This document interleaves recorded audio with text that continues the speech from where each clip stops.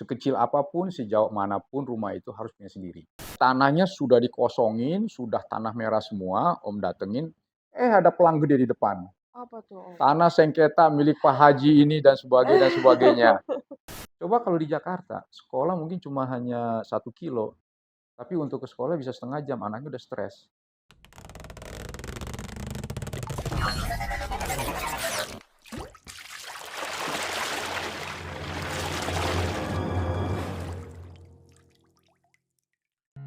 Halo Prolo, berjumpa lagi dengan saya Stefani, di mana kita di sini akan sharing-sharing lagi mengenai properti. Nah, kali ini kita sudah mendatangkan bintang tamu yang akan sharing pengalamannya selama ini. Sudah punya pengalaman beli properti juga. Nah, kita dengerin dulu lebih lanjut mengenai pengalamannya nih. Bagaimana sih motivasinya, terus mungkin ada tips and trick yang bisa dibagikan kepada kita. Halo Om Peter. Loh, Stefani. Nah nih Om, boleh dong kita nih anak-anak muda nih tempatnya ya, juga betul. ya. Kita kan mau tahu dong pengalaman Om tuh. Sedikit ini aja ya, flashback dulu itu saya memang berkecimpung di dunia industri keuangan. Ya, kurang lebih hampir 30 tahun lah ya. Pertama dulu di bank asing namanya American Express, ya kurang lebih 14 tahun. Terus kemudian saya pindah ke dunia asuransi tuh, dari BNI ke asuransi. Cukup lama sih, salah satu asuransi besar yang ada di Indonesia, punyanya Australia, Commonwealth Life, kurang lebih hampir 10 tahun juga. Wow.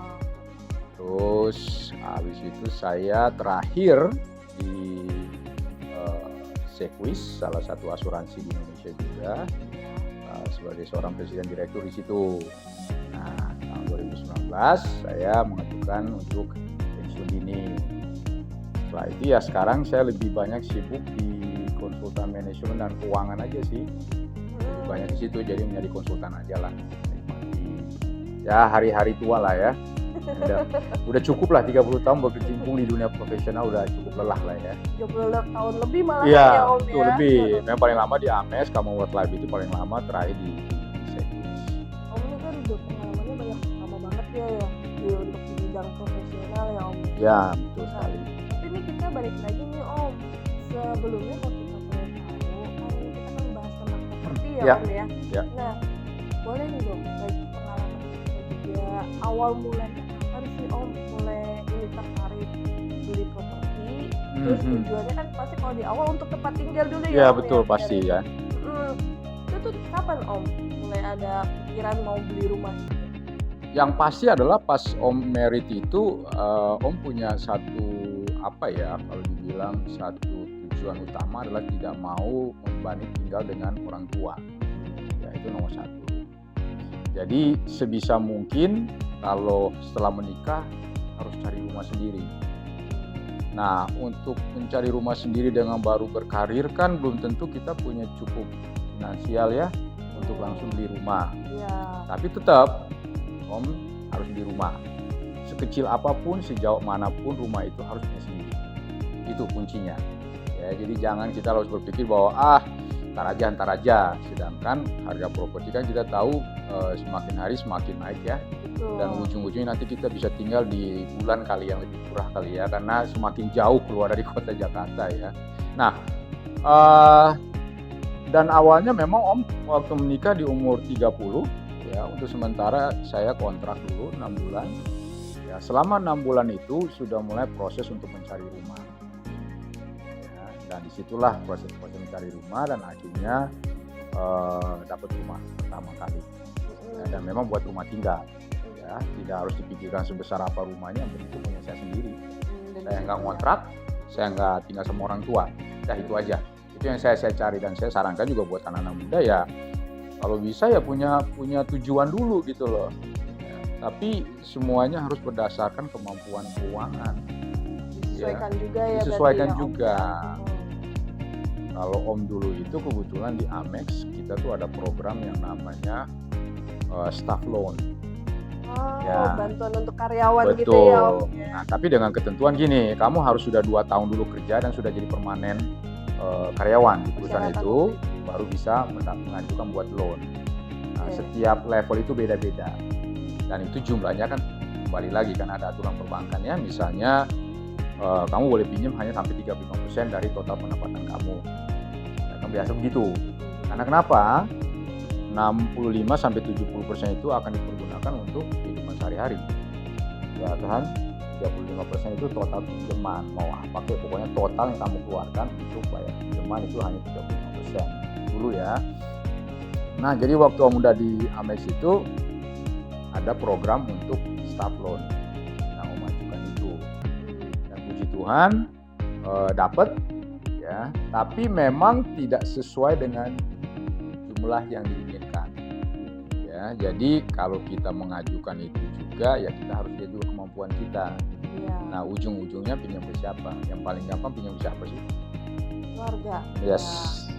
Om pinjam tambahan dari orang tua. Dan tidak besar memang, tidak ya. Dari situlah punya rumah gitu. Yang pertama. Jadi cicilan itu adalah potong gaji langsung dari kantor. Kan ini kan anak bank ya. Nah, stamp loan itu ada keuntungannya juga karena potong gaji dan biasanya bunga disubsidi oleh company. Ya, bunganya. Jadi contoh misalnya anggap aja lah ya bunga normal itu 10 atau 12% gitu ya. Kalau untuk level-level tertentu kalau di perusahaan asing itu bisa disubsidi sampai 4%. Sampai Sangat 4%. membantu ya. Sangat Om, membantu. ya. Jadi waktu itu posisi pas manajer Om ajukan itu artinya memang disubsidi oleh perusahaan 4%. Dan itu cukup membantu ya. Dan kalau perusahaan-perusahaan banyak yang bisa lakukan itu ya lumayan buat bantu karyawannya sebagai bagian dari loyalty program aja buat karyawannya biar mereka loyal. Itu kan benefit betul. kan? Iya. Berarti Om itu pas ngambil properti itu dalam status masih lagi di perbankan gitu ya Pak? Ya, karena Om masuk di Amex itu tahun 91 ya. American Express Bank, kemudian tahun 94 Om menikah.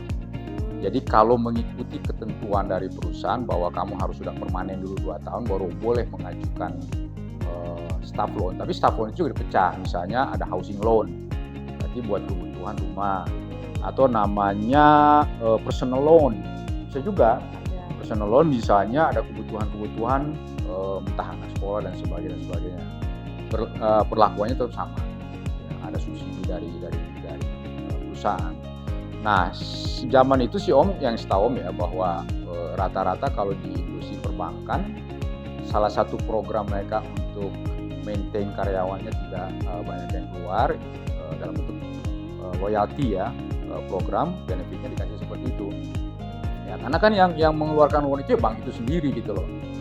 Selain dia juga kasih pinjaman keluar ya kenapa juga nggak ke karyawan, ya kan, dengan bunga yang subsidi. Nah itu aja. Jadi program-program itu yang akan membantu sebenarnya.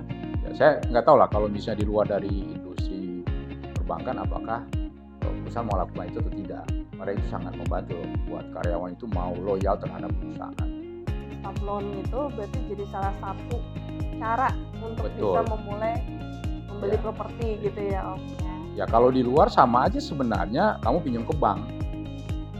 gitu KPR, ya. tapi kan yang diberlakukan adalah bunga KPR yang normal, ya kan ya yang berlaku. Tapi kalau karena kita adalah staf di dalam bank itu, ya disubsidi oleh perusahaan, perlakuan khusus, karena kita karyawan di situ, gitu kan, sehingga bunganya tidak sama dengan yang berlaku di umum, bunga KPR-nya, itu aja sih.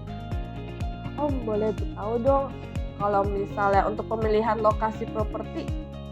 Ini waktu itu Om jadinya belinya di wilayah mana sih Om? Di BSD. BSD? Iya. Kenapa Om bisa pilih di daerah BSD? Padahal kan banyak banget tuh di pinggir Jakarta kan nggak cuma BSD aja tuh. Oke, ini cerita ya. Jadi buat saya kenapa sampai ujungnya di BSD itu ada prosesnya ya. Nah ini buat kita semua juga, waktu kita cari properti dan pada tahun-tahun 90-an itu banyak sekali pameran-pameran properti dan itu selalu besar-besaran adanya di HCC. Yang Om lakukan adalah begini, Om itu datang ke pameran, semua brosur Om ambil, ya kita dengerin ya namanya orang jualan kan ya mau Iya. jual apa terserah gitu kan ya, Om ambil. Nah dari situ Om lihat nih satu persatu, dan pada saat itu Om datengin satu persatu, dan rata-rata properti itu kan kita beli belum jadi. Betul. Maaf ya, ini beda dengan di luar negeri. Kalau di luar negeri, Eropa, Amerika, negara maju, kita beli sesuatu sudah jadi saham. Ya, developer nggak bisa jual konsep. Ya, developer harus sudah jual jadi barang jadi, rumahnya udah jadi, sertifikat udah jadi, baru beli.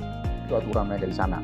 Ya, kalau di sini kan enggak ya. Udah. Nah, jadi waktu pameran itu dengan marketnya, dengan gambar dan sebagainya kan ya to be true ya. Kadang-kadang wow banget gitu melihatnya gitu kan, bagus banget. Jadi semua Om ambil, Om jalan sama istri waktu itu karena kan udah menikah ya. Tapi kan kita mempunyai rumah, kita masih ngontrak. Sampai Bekasi. Ada properti kita lihat sampai Bekasi. Oke, kita bikin plus minusnya apa? Ya. Cibubur plus minusnya apa? Parung plus minusnya apa? Daerah Tangerang plus minusnya. Kita bikin semua tuh kayak scoring gitu kan ya. Nah, yang paling penting buat Om adalah begini. Satu pasti kita bicara harga dan kemampuan kita ya. Itu nggak bisa dibohongin. Kita harus tahu itu. Kedua, lokasi ini areanya seperti apa sih lingkungannya? Ya kan ya. Itu harus kita tahu juga gitu loh. Perkembangan kedepannya akan seperti apa? Itu harus kita baca. Ya. Dan yang paling penting adalah sumber air kalau buat Om. Ya, ini sumber airnya dari mana? Maaf ya, kalau kita bicara bekas rawa atau bekas sawah, pasti airnya kuning. Kenapa? Karena kalau bekas sawah itu kan pupuk, ya kan pestisida bertahun-tahun gitu kan, pasti endapannya adalah kuning. Nah, terus dia sumur atau dia pakai pump, itu paling penting gitu kan ya. Nah, akhirnya tepatlah pilihan di BSD. Itu pun Om juga datengin di BSD. Jadi pameran Ciputra waktu itu ada di BSD. Nah, ditambah lagi dengan rekomendasi teman Om dua orang yang sudah tinggal di situ. Ya sama-sama juga kerja di Amex. Sama-sama juga dapat staff loan juga, ada housing loan, belinya di sini kan ya. Tapi buat Om itu lumayan jauh gitu kan ya. Nah, tapi pada saat melihat setiap developer itu, yang paling penting adalah kita lihat begini, ini developer ini punya track record-nya bagus atau tidak. Ya kan ya. Dia udah ngebangun di mana aja, hasilnya seperti apa. Nah, kita datengin tuh. Ya kan, contoh waktu itu kan Bintaro udah jadi, kalau nggak salah Puri juga udah jadi, kalau nggak salah yang punya Ciputra ya kalau nggak salah. Jadi Om tuh liatin gitu loh, oh ternyata oke loh, ini mereka punya konsep, terus marketnya Ciputra kedepannya seperti apa. Nah itu yang harus dibaca gitu, nanti ada jalan tol ini dan sebagainya. Walaupun kadang-kadang itu kan cuma apa ya, gimmick ya. Banyak gimmicknya gitu loh. Contoh yang paling gampang sekarang Om juga agak-agak risih ngelihatnya kalau baca brosur, 5 menit dari Ayon, 10 menit dari Sumarekon. Ya kalau jalannya jam 2, jam 1 malam, iyalah 10 menit. Iya kan? Iya. Coba jalan jam normal. Macet. Bohong banget. Iya, betul. Ya jadi properti kalau Om boleh bilang sih ya apa adanya aja gitu loh. Ya jangan kita mengada-ngada bilang bahwa 10 menit dari AIS, 5 menit dari ini. Ya jam berapa lu jalannya? Ya kan kalau jam 2 pagi ya benar 5 menit. Even pakai motor aja hari biasa aja lebih dari 15 menit. Ya, jadi kita lihat dulu developernya siapa. Dan dulu itu nih ya, kalau dulu developer terbesar yang Om tahu Sumarekon dengan Ciputra. Sumarekon itu kan hasilnya Kelapa Gading. Cuma saat itu jujur sangat mahal. Ya dengan kantong Om itu nggak mungkin dapat di Kelapa Gading karena Kelapa Gading lumayan booming. Kan Sumarekon dulu ya, saingan dengan Ciputra. Developer lain banyak. Yang sekarang udah mulai namanya udah mulai bagus ya. Tapi yang dua itu terbesar. Ya kan? Datang ke BSD, lihat ternyata memang airnya bagus, sumurnya dari tanah merah, ya bukan dari bekas sawah dan sebagainya. Kawasannya walaupun jauh, tapi sudah ada tol yang ke Merak itu pertama. Ya kan sudah ada dulu tuh. Tahun 90-an itu ya. Nah, habis itu kemudian kan jadilah tol yang Bintaro. Nah, pada saat Om beli rumah setelah ditentukan, fix, semua coret, Bekasi coret, karena kawasannya itu mulai bangun banyak industri, agak ngeri juga dengan polusi dan sebagainya ya. Terus juga ngelihat dari kesemerawutan di Bekasi agak ngeri-ngeri juga.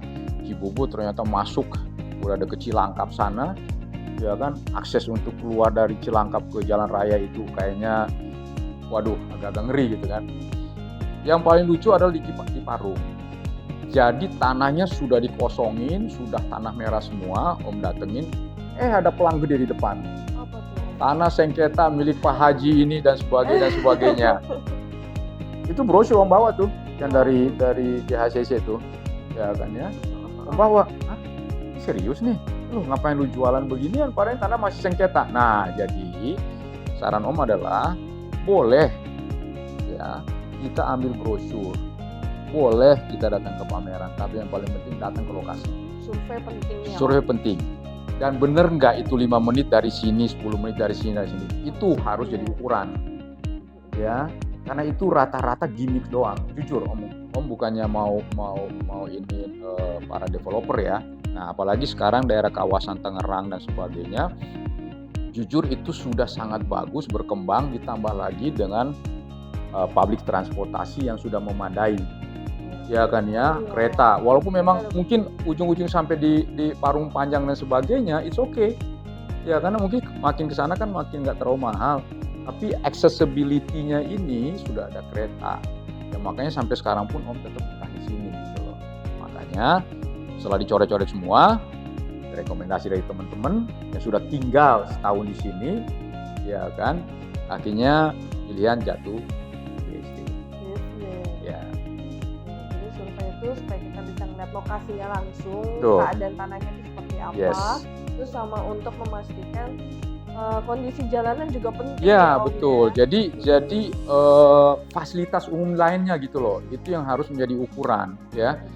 Jangan sampai kita masuk di kawasan yang masih dikepung oleh kampung gitu loh, ya kan ya, yang mungkin masih agak rawan, ya kan ya, karena biar bagaimana juga kita beli rumah, kita akan punya anak, ya kan, kita mau kawasannya itu yang memang aman dan nyaman. Nah, kenapa Om pilih BSD? Karena buat anak-anak Om itu sekolah semua sudah ada, ya kan, waktu itu kalau nggak salah di BSD udah ada Ora et Labora, Santa Ursula, terus nggak lama lagi adalah Stella Maris, ya kan, ada lagi Cikal, ada lagi sekarang Sencon, dan di sekolah deket-deket aja. Coba kalau di Jakarta, sekolah mungkin cuma hanya 1 kilo, tapi untuk ke sekolah bisa setengah jam, anaknya udah stres. BSD cuma 5 menit anak-anak Om kalau mau ke sekolah, karena pengalaman Om survei akhirnya Om tahu kawasannya bagaimana, tanahnya bagaimana, ada yang masih sengketa, udah selesai dah. Jadi walaupun jarak lokasi properti jauh dengan lokasi kita bekerja, padahal kan emang maunya kan deket ya Om ya. Tapi kalau misalnya jauh tapi aman dan kualitasnya bagus, apa enggak gitu. Dan public ya. transportasi yang ada, itu paling penting. Public transportasi juga. Public transportasi. Akses gitu Ya, karena kan sekarang pemerintah itu sudah mulai mengembangkan public transportasi yang menghubungkan hub, kota-kota hub ini ke Jakarta. Benar. Ya kan ya? Karena mayoritas yang tinggal di Bogor, Bekasi, Tangerang, itu kan orang bekerjanya di Jakarta. Ya kan, makanya pemerintah mulai ciptakan kan LRT, kereta, komuter dan sebagainya. Nah, jadi walaupun jauh nggak ada masalah menurut Om. Ya, tapi benar-benar harus datang. Ya, jauh tapi pengembangnya kita kenal dengan track recordnya bagus. Ya kan ya, terus kemudian kawasannya itu kelihatan nyaman, enak gitu ya. Soal jauh udah pastilah kalau kita mau cari harga yang memadai dengan kantong anak-anak muda sekarang ya. Ya, kecuali kalau misalnya Om gitu ya, maaf bukannya apa-apa, Om mau invest ya itu beda lagi. Tapi kalau newlywed ya, pengantin baru ya, masih meniti karir dengan gaji sekian, ya kan, otomatis ya memang harus begitu, jangan memaksakan diri ya, beli mahal tapi ujung-ujungnya jadi masalah kan. Yang penting jauh, kawasannya aman nyaman, public transportasinya juga memadai. Nah, kereta sekarang bagus. Iya bagus. Om aja kadang-kadang ke Jakarta aja cuma naik kereta dari Rawabuntu Ya ngapain juga kan, macet, bayar Benar. tol, udah berapa biayanya. Iya, betul. Kita nggak keringetan kok naik kereta, sampai di Jakarta tinggal naik Trans. Nah itu ya teman-teman prolog, jadi penting banget kalau kalian tuh mau beli properti, nah untuk tempat tinggal juga, itu kan penting banget ya. Jadi kalian emang harus melakukan survei dulu ya, Yes, itu betul sekali. paling penting.